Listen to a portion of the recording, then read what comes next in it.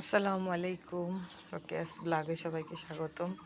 তো আজকে ঈদের তৃতীয় দিন, তাও হালুম সোনা ঈদ পালন করতেছে, পাঞ্জাবি খুলতেছে না, ঠিক আছে। হচ্ছে এখনও ঈদ পালন করতেছে পাঞ্জাবি পরে। কারণ হচ্ছে ওর শীত শীত লাগতেছে, এই জন্য আর পাঞ্জাবি খুলেই নাই।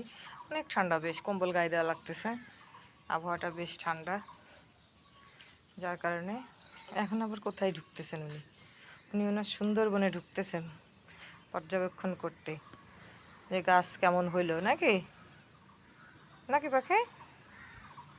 এই আসো না, তুমি কি এটা দেখার জন্য ঢুকছো?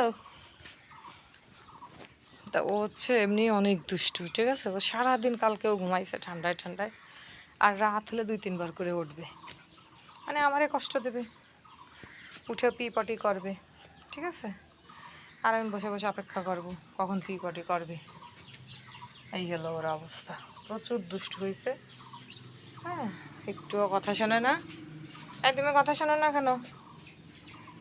তাই যে যারা, ওই দেখো পাখি দেখছে, পাখি দেখছে যে ওইখানে শিকারের জন্য। মাথা নষ্ট, পুরাই মাথা নষ্ট পাখি দেখলে।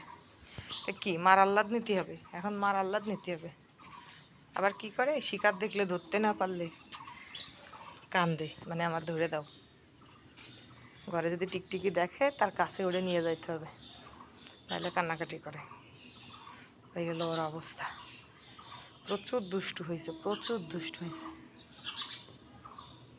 তাকাই আছে ওই পাখিটার দিকে,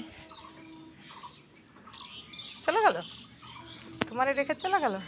তো সবাই আলমের জন্য দোয়া করবেন। আল্লাহ হাফেজ।